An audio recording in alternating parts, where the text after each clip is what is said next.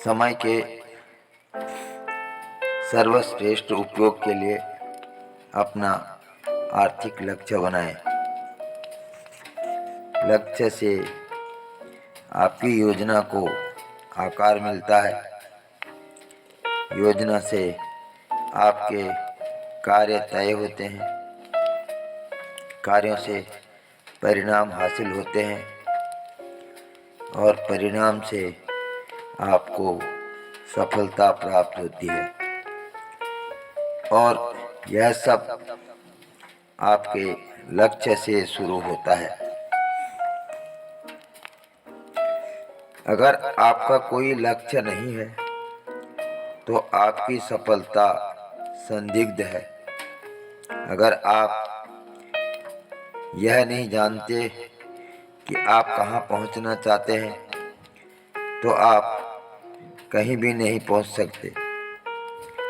जैसे किसी यात्रा पर जाने से पहले आपको यह पता होना चाहिए कि आप कहाँ जाना चाहते हैं, उसी तरह आपको यह भी पता होना चाहिए कि आर्थिक क्षेत्र में आप कहाँ पहुँचना चाहते हैं।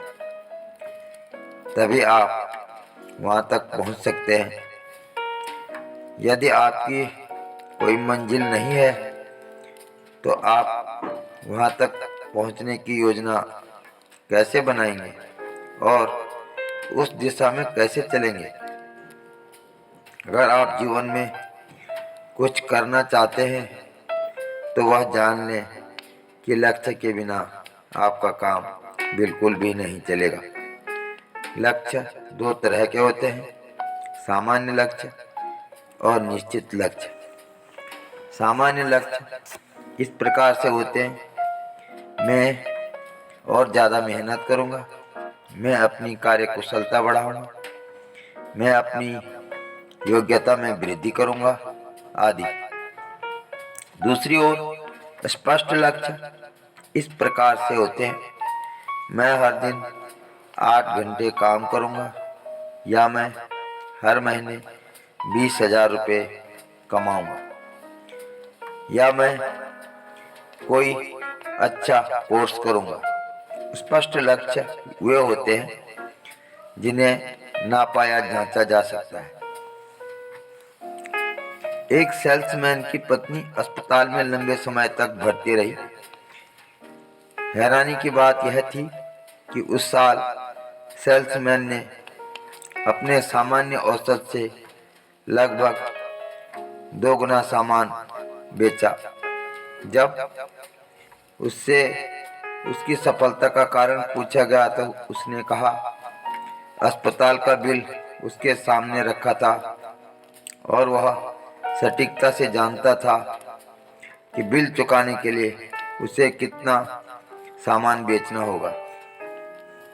इस उदाहरण से यह स्पष्ट हो जाता है, अगर कोई मनुष्य ठान ले तो वह अपने आर्थिक लक्ष्य को हासिल कर सकता है, बशर्ते उसके सामने स्पष्ट लक्ष्य हो। अमीर बनने का मतलब पैसा होना और बेहद अमीर बनने का मतलब है समय होना। उदाहरण के लिए, अगर कोई दुकानदार हर महीने 10,000 रुपये कमाना चाहता है, उसे एक प्रोडक्ट बेचने पर 50 रुपये लाभ होता है। तो गणित आसान है, उसे हर महीने 200 प्रोडक्ट बेचने होंगे। 10,000 बटे 50, यदि वह महीने में 25 दिन काम करता है तो उसे हर 8 प्रोडक्ट्स बेचने होंगे। औसत का यह आंकड़ा जानने के बाद अब वह काम को नहीं टालेगा। इसलिए कागज पर अंकों का गणित उसे बता रहा है कि अगर लक्ष्य प्राप्त करना है तो उसे हर दिन इतना काम करना ही पड़ेगा। स्पष्ट लक्ष्य होने पर आपको हर पल पता रहता है कि आपकी कितनी प्रगति की है और संतोषजनक है या नहीं। ऊपर दिए गए उदाहरण में अगर दुकानदार शाम तक 8 प्रोडक्ट्स बेच लेता है तो वह जान जाएगा कि उसने आज का लक्ष्य पूरा कर लिया है। परंतु वह अगर 8 प्रोडक्ट्स नहीं बेच पाता तो उसे एहसास हो जाएगा कि मासिक लक्ष्य तक पहुंचने में उसे अगले 8 से भी ज्यादा प्रोडक्ट बेचने होंगे। आर्थिक लक्ष्य 2020 क्रिकेट मैच के लक्ष्य की तरह होते हैं। बाद में खेलने वाली टीम जानती है कि उसका लक्ष्य क्या है और जीतने के लिए उसे हर ओवर में किस औसत से रन बनाने हैं।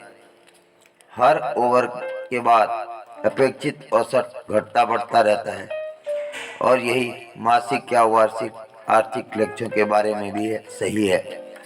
आर्थिक लक्ष्य बनाना और उसके संदर्भ में अपनी प्रगति की जांच करते रहना बेहद जरूरी है, क्योंकि हम इस बारे में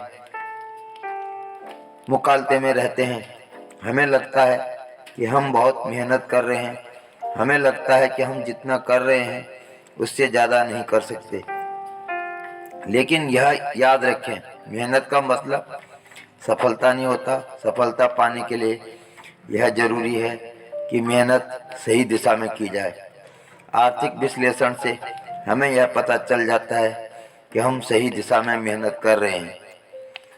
यानी महत्वपूर्ण बात यह नहीं है कि आप कितनी मेहनत कर रहे हैं, बल्कि यह है कि आप कितने सफल हो रहे हैं। धन्यवाद।